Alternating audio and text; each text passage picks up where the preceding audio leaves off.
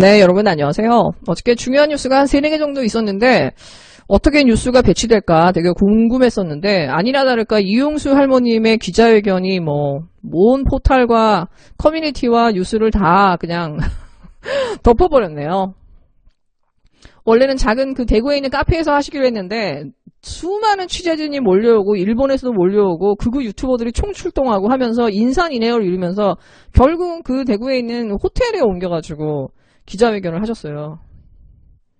1시간 정도 떠주셨다고 하는데 저는 그냥 거의 뉴스만 그냥 봤거든요. 짧게 그 1시간 동안 듣고 있을 그 인내심이 있을 것 같진 않더라고요. 근데 주로 지금 나온 뉴스들이 보니까는 정신대 단체가 위안부 이용했다. 그러니까 정의연이나 정대협은 정시대 단체지 위안부 단체가 아니라는 거죠. 그러니까는 자기나 김복동 할머니 이용했다라는 거예요. 위안부인. 30년 동안 팔려다니면서 무슨 권리로 위안부 피해자를 이용했냐고. 정신대 도와줄 거면서. 그러면서 너네는 모금을 왜 하고 다녔니? 나는 모금하고 다니는 것도 몰랐다. 그렇게 해서 니네들 다 사리조약 챙기고 정신대 할머니도 다 돈 나눠주고 제주는 곰이 부리고 돈은 누놈이 챙겼냐고. 그러면서 윤미향은 죄 지었으면 벌 받으라고 검찰 조사 받으라고 하면서 정말 그 윤미향에 대한 저주를 쏟아냈는데 30년을 함께한 사람한테 이럴 수 있나 싶은 생각이 있어요. 마치 30년 동안 병수 밟은 며느리가 떠나려고 하니까는 이 환양년이라고 욕하는 거랑 비슷한 것 같아. 근데 할머님이 말씀하신 거에 좀 그 생각해볼 만한 표현은 있어요.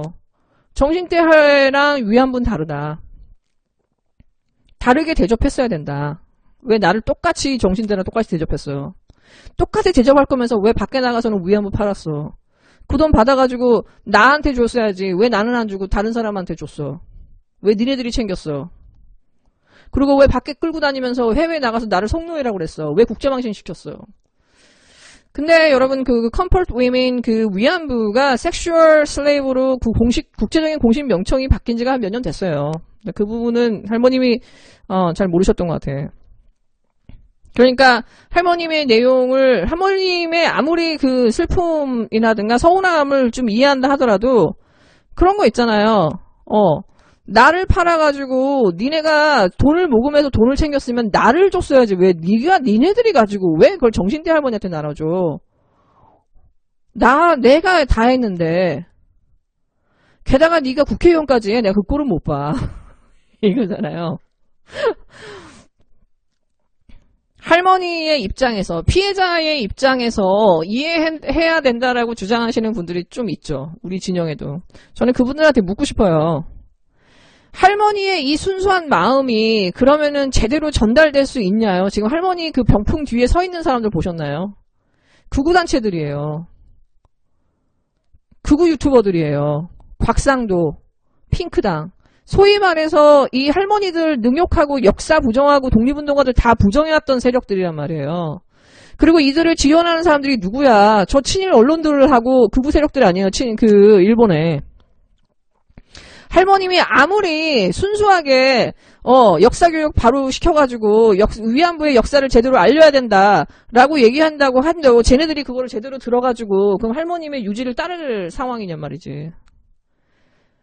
할머니를 그냥 정치적으로 이용하는 거잖아요. 근데 거기에 할머니를 피해자 입장에서 이해해야 된다라고 한다 그러면은 그렇게 해서 윤미향을 내보내야 되고 사퇴해야 된다고 하면 저는 그 의견은 도저히 받을 수가 없는 거예요.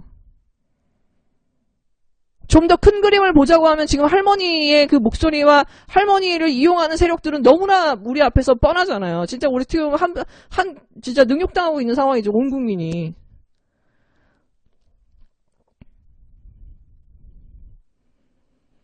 일단 이영수 할머니하고 제가 볼 때 정의연은 더는 같이 못 가실 것 같고 일단은 핑크당에서 할머니 곁을 지키겠다고 했거든요. 그러면 할머님은 가고 싶은 길을 가시면 될 것 같아요. 그리고 그 문제와 그 윤미향의 문제는 별개의 문제로 봐야죠. 이미 검찰 조사가 들어갔잖아요.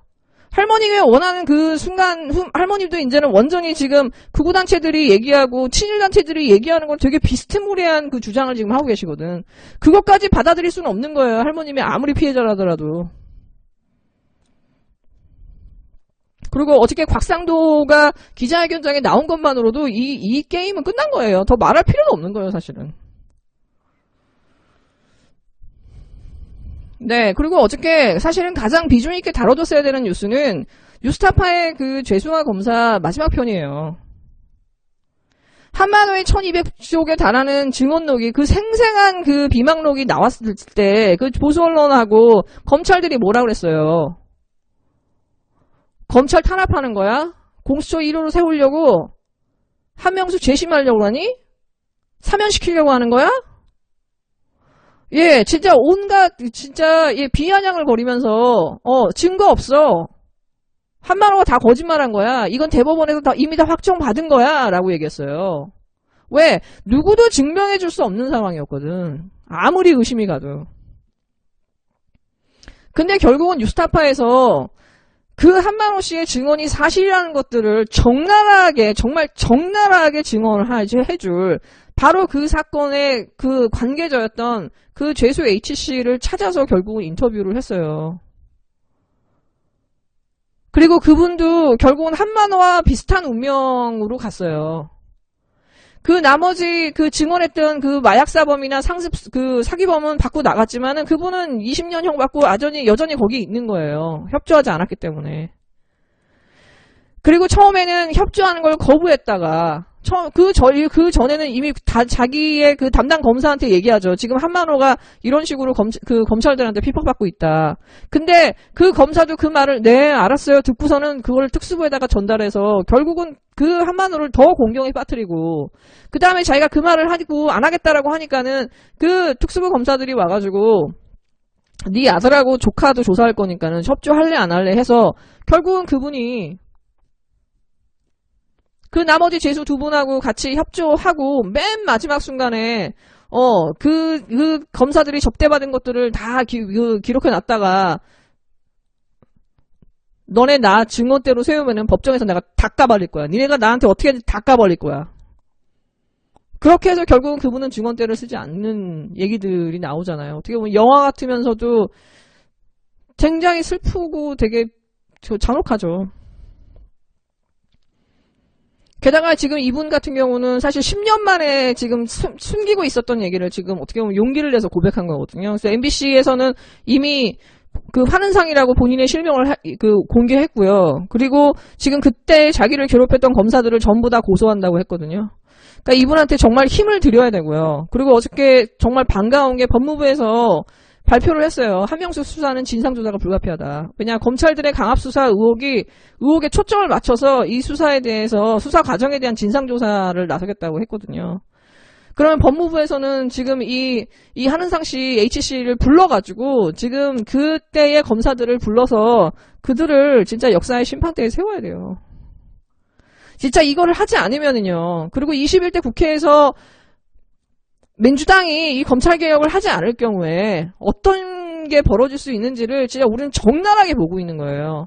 그 10년 전에 그 똑같이 벌어진 그 사건과 피해자들, 우리가 알지 못했던 이 피해자들이 계속해서 양산되고 있었을 거라는 거죠. 그리고 앞으로 이분이 이렇게 해서 증언을 해서 성공을 하면 똑같이 이런 식으로 검찰한테 당했던 재소자들, 검찰의 이 공작이 이용됐던 재소자들이 계속해서 그 진실을 얘기할 거 아니에요.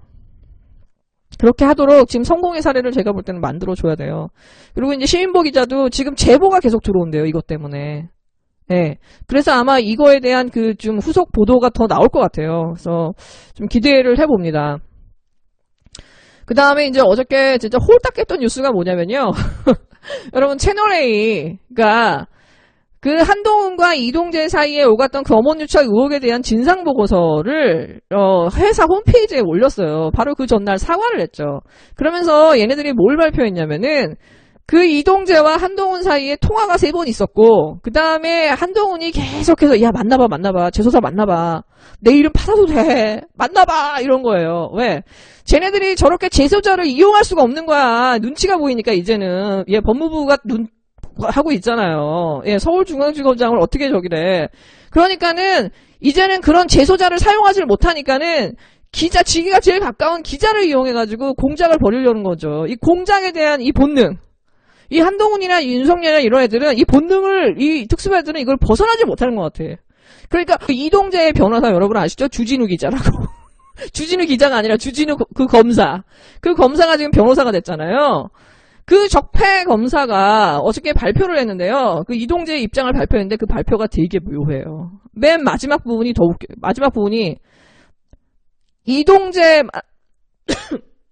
이동재만 수사하지 말고 나머지 피고발인들에 대한 수사는 동전의 양면과도 같은 것이므로 균형 있는 강도와 절차로 진행되어야 한다라고 했거든요. 그러니까 MBC나 제보자 X나 예.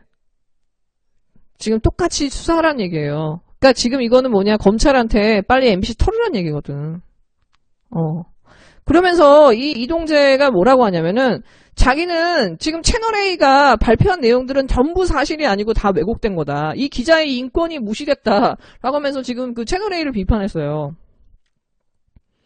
채널A가 한 말은 사실이 아니다. 자기가 부적절한 취재를 한 건 맞지만은 자기가 검사랑 내통을 했다거나 뭐 이런 거 아니다. 라고 하는데 뭘 내통 안 했다는 건지에 대한 설명은 없어요. 그리고 또 하나 웃긴 게 뭐냐면 얼마 전에 이 이동재가 검찰청에 출두했는데 그 출두한 이유가 그 압수한 핸드폰에 대한 포렌식 수사를 받기 위해서 검찰에 소환됐다라고 그 기사가 났었잖아요. 한 수백 개씩. 근데 그거에 대한 의문이 풀렸어요. 채널A에서 이 사람한테 그 전화기 2대하고 핸드폰을 노트북 하드를 달라고 했는데 얘가 포맷을 해서 리셋을 한 상태에서 준 거예요. 채널A는 그걸 받아갖고 아무것도 없네? 그러면서 검찰청에 딱 준 거예요. 대검에다가. 대검은 아무것도 없는데 이동재를 불러갖고 포렌식을 한 거예요. 여러분 이게 뭐 하는 거예요? 기사 내기 위해서 뭔가 조사하고 있다는 걸 내기 위해서 아무것도 없는 핸드폰을 내고 이거를 받아 전달하고 아무것도 없는데 얘를 불러서 포렌식을 했다라는 거지. 얘가 정말 지금 자기의 그 증거를 다 인멸했고 고발 상태면은 지금 얘는 즉시 그 소환된 상태에서 얘는 피의자로 전환되는 게 맞는데 풀었다라는 거예요, 여러분. 다시 말해서 얘네들의 이 모든 과정은 다 짜고 치는 고스톱이라는 거지. 지금 얘네들이 이런 식으로 그 국민을 능멸하고 법을 능멸하는데 지금 법무부나 지금 가만히 이걸 두고 보고 있어야 되냐는 거예요. 검사가 제소자를 이용하고 기자를 이용하고 자기의 협조 안 하면은 보복하고 또 새로운 타겟을 만들고 해서 또 새로운 기자나 이런 제소자들을 이용해서 계속 이런 공장을 펴나가는 이 악순환을 우린 빨리 끊어야 돼요. 한동훈하고 이동재는 이미 모든 근거는 다 인멸이 됐겠죠. 이거를 감찰하지 않은 윤석열은 진짜 반드시 역사의 심판에 세워야 됩니다. 네, 여러분 즐거운 하루 되세요.